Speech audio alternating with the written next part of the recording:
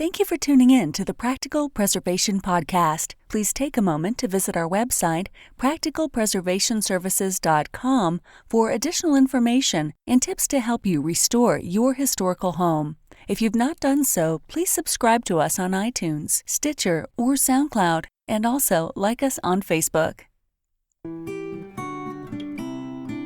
Welcome to the Practical Preservation Podcast, hosted by Danielle and Jonathan Kepperling. Kepperling Preservation Services is a family-owned business based in Lancaster, Pennsylvania, dedicated to the preservation of our built architectural history for today's use as well as future generations.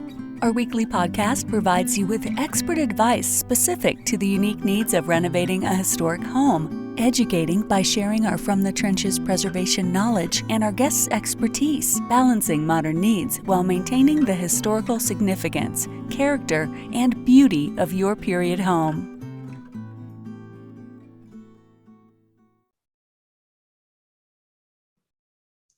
Today on the Practical Preservation Podcast, I have Mark Ferguson with me from the Revivalist website. So thank you for joining me today, Mark.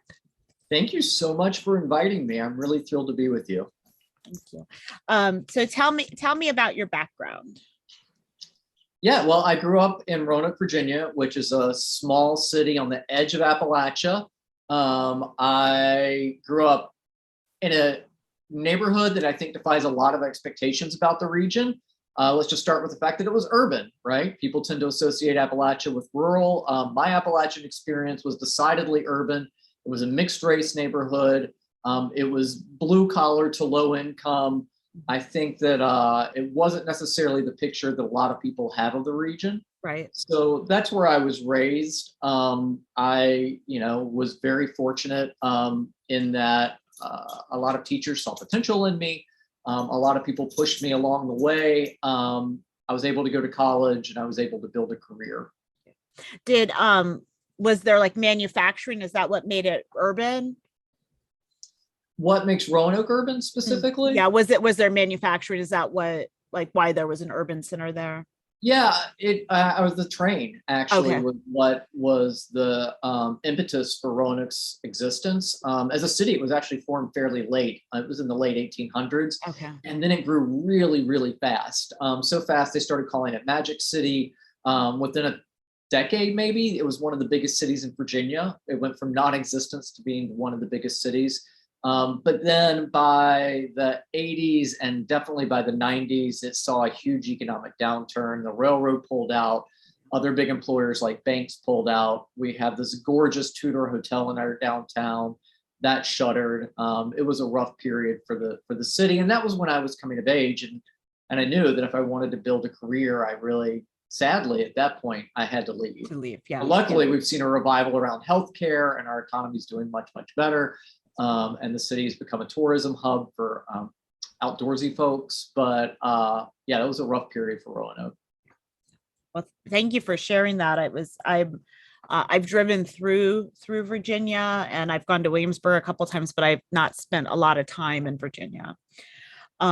So what drew you into preservation and history? Well, I've always lived in old houses. I mean, even growing up, we were in an apartment building on the third floor with no air conditioning, and it was hot as could be, but we sweated like it was our jobs back then. But the building was from I'm guessing 40s, probably mid 40s.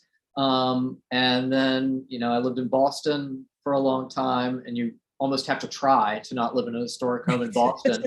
And then DC, and it's part of my DNA at this point. Yes. Yeah. So tell me about the Revivalist website. Yeah, well, while I was living in DC, I was really looking for a way to stay connected to Appalachia. And I gravitated towards writing. It's something that I had always wanted to pursue. So I started this very scrappy, very ugly little blog called The Revivalist, fully expecting that it would only be like my mom and some cousins who read it. Yeah. But then a community started really sprouting up around the blog. And there were a lot more people interested in Appalachia and what I was writing about it than I expected. Yeah.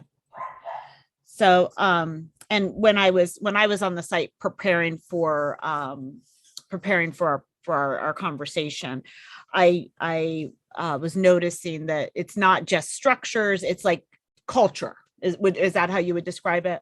Absolutely. And, I've joked that I've written about everything from, coal mines to Dolly Parton albums to classic Appalachian recipes. Like, it really spans the gamut of Appalachian identity and culture and geography in the region at large. I always am interested in, besides structures, I'm always interested in the recipes. So I did notice that. So find some good ones on there. Yeah.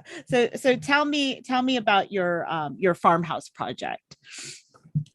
So there's a farm that was founded by my great grandparents, Polly and Silas Deering. And I always like to say Polly's name first, because I know in life her name was very rarely said first. Right. So I feel like I can honor her in some small way by actually putting her name at the front. And it was started sometime, we think, around the 1850s. It was still in my family line. My grandfather was raised there up until the late 1950s, when my great grandfather was done. I mean, honestly, it was a really hard life. Like, right. It was a challenging way to live, and he wanted off the farm. So he sold it off to a cousin. So it started down another family line. And much to my surprise, I had the opportunity to buy it back last year. And in December, my husband and I closed on the property, and we now own 225 stunning acres. Oh my goodness, that's a huge farm. It's really large. And up to that point, the most land I ever owned was the yard around this house, which is 0.15 acres. Oh my goodness. Right. So we're still getting our heads around that. We go out there and we're like, this is half the size of Monaco. And it is. Yeah. It's enormous. And we just feel really, really fortunate to have been in the position where we could buy it at the time. Yeah. And that's really, it's really unusual. And it's probably because it stayed within the family, that it has not been subdivided and, parceled off.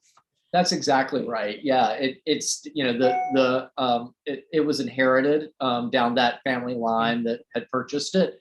And they, did not subdivide it. They're actually still using it for grazing for cattle. And that is correct. It's highly unusual. Yeah. So you've talked about what they're using the majority of the land for, but what is the status of the structure?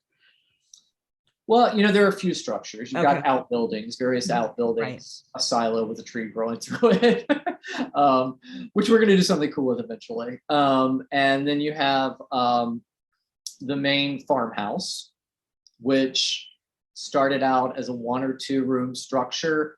As I understand it, Polly and Silas, when they first moved there, really only had time to put together a lean-to. And according to family lore, they would have starved to death if the neighbors hadn't have kept them alive the first winter that they were there.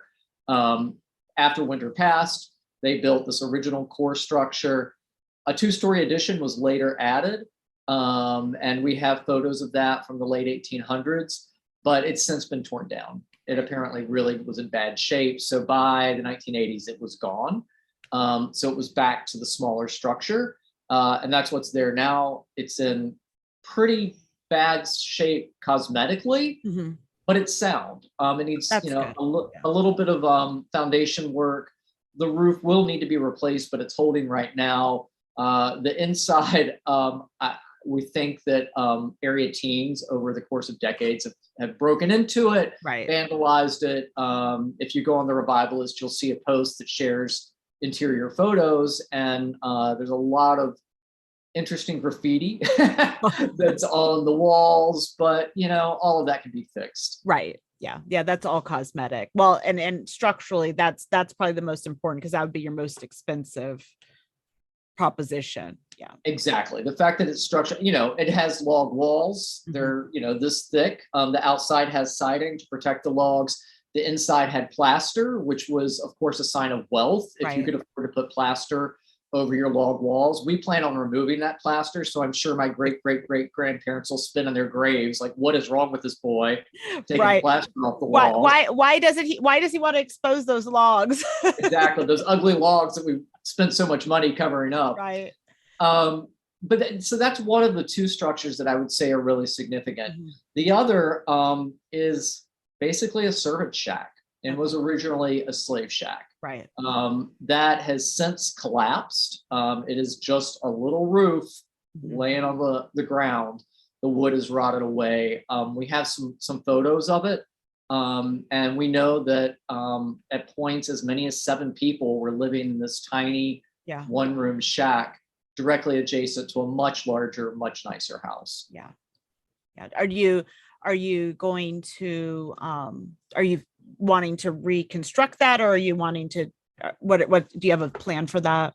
Well, we're in conversations now with descendants of a woman who had been a slave on the property. She stayed after emancipation. Her name was Adeline. We know a fair amount about her life because David Deering, one of her descendants, did some terrific research and has written a little mini genealogy of her. And we're talking about a number of things, whether we reconstruct that, how we mark the graves of Black and mixed race people who are buried there. Right. They're unmarked. We're actually not even sure exactly where within the land they are. We have some ideas because there's some divots, they're casket shaped. Yep. And there's one stone. And when I say one stone, I mean just a rock, not a finished stone. That's supposed to be the marker. So we're talking about how to mark the graves, whether to rebuild this structure. According to her grandchildren, they had told David Deering that she was actually Booker T. Washington's aunt. Oh.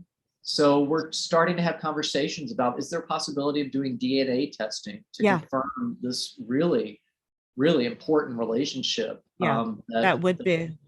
And it was just 2 generations off that were saying this. So, it could be really significant. Yeah. And Booker T. Washington had children, so you could definitely do. Right. So there are descendants on that side. We've not reached out to them yet. Right. There are descendants on that side. So theoretically, we could do DNA testing to try and figure that out. Yeah. That's very interesting. And I think that right now, the trend that I see within preservation is to acknowledge all the history. And I think that that's important for everybody to feel connected to it, because it is all of our history. We were all interconnected from the beginning. It wasn't.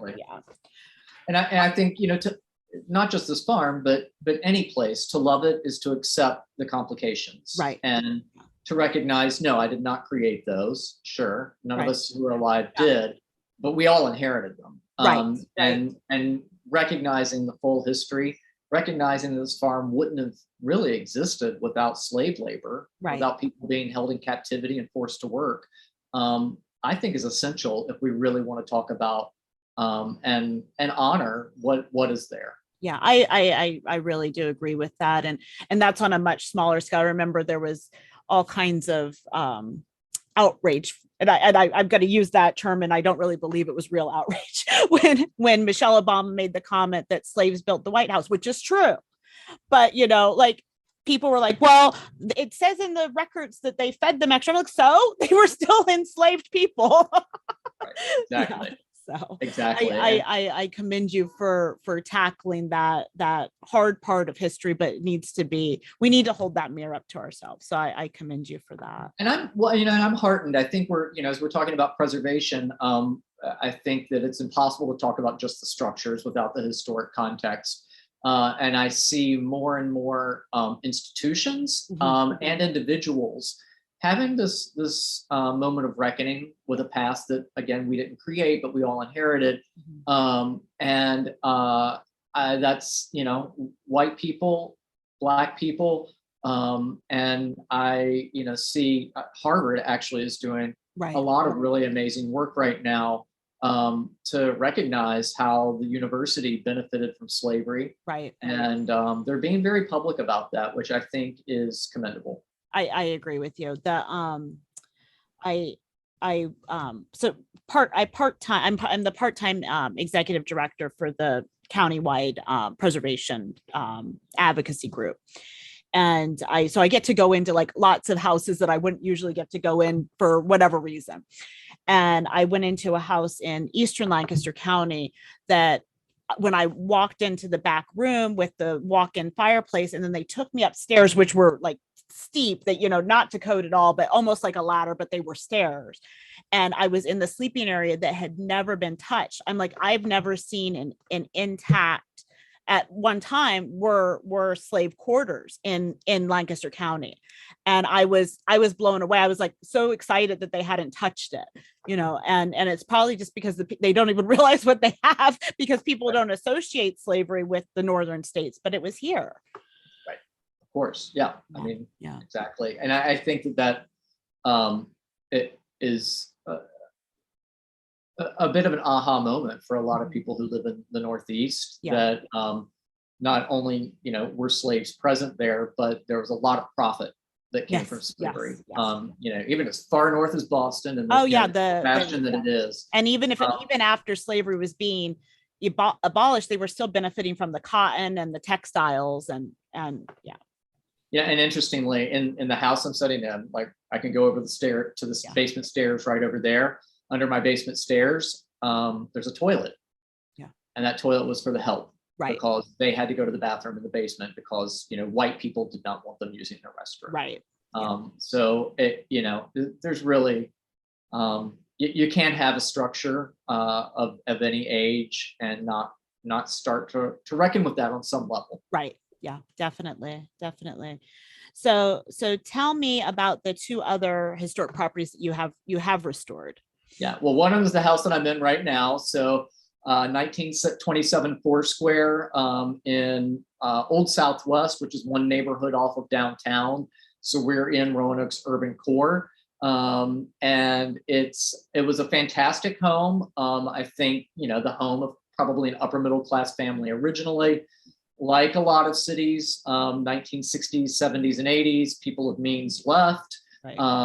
And in this case, the house only sold once, we think, in the 1930s, and the same family had it, but I think they got progressively less wealthy over the years. Yeah. By the middle of the 20th century, it was, as I understand it, being used as a boarding house for relatives. So all the second floor doors had numbers scrawled in them. You have locks in weird places. You had a kitchen on each of the 3 floors. And then fast forward to when we bought it in 2018, the house was falling apart. I mean, plaster literally falling from the ceiling. The back of the brick garage wall, you could kick it and it would move.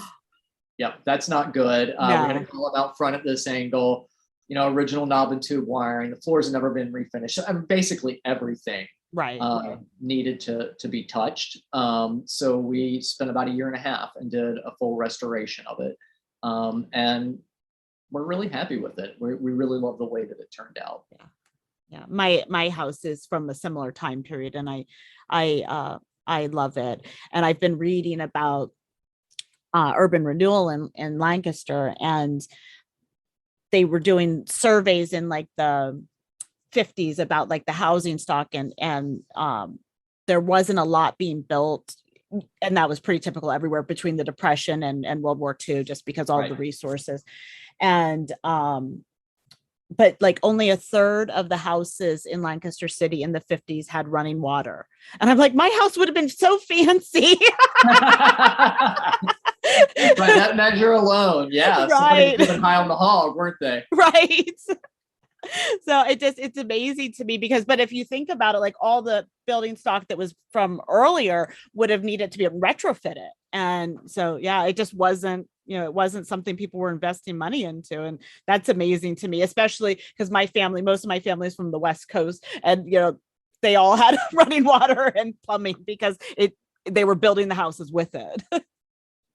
Yeah, that is an interesting measure of wealth. And something that we all take for granted now, right? Like every house in America should. I'm sure there are a few outliers, but I would Right. say 90% have running water. Yeah. But it wasn't a given back then. No, it wasn't. It wasn't. It's pretty amazing to me. So as you've, you didn't tell me about the other. You had two properties. Right. So prior to this house, I bought a house in Alexandria, Virginia that dated to the 40s.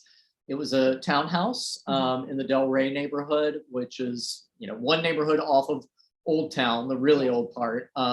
This was a neighborhood built for rail workers that were working at Potomac Yard, which was the largest rail yard on the East Coast at the time. It was not in as bad a shape as the house that I'm in now. Yeah.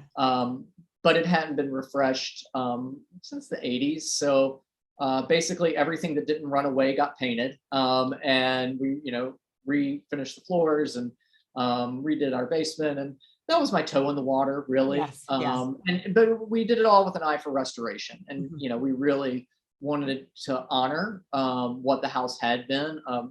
A great example, it had steel casement windows originally. Yeah. Those were gone and replaced with bad white vinyl windows. So we replaced the bad white vinyl windows, not with steel casement, because wow, they are so expensive. Yeah, still expensive. Yeah. Right. But what we did do, we did wooden windows that were casement and mirrored the pattern that was in the original steel casement. So we took it as close as we could, Right. Without going broke and having to sell our cars for windows. Right. We have such nice windows though. Exactly. Yeah. But that's I think starting small, kind of gradual, paint and those details, and then kind of now you've worked your way up to 250 acres. Yeah, that was a big unexpected leap. Yeah. Yep. So, well, as you've worked on, kind of documenting Appalachian culture, but also, preserving buildings, what trends and challenges do you see in preservation? Well, I think it's so place specific. I'll use two places I know well. The neighborhood in Alexandria where we had the townhouse, Del Rey. It has no protections. Right. You have a lot of townhouses from that era and a lot of Sears houses that were brought in the rails. That little makes bungalows, sense. Yeah. Really adorable.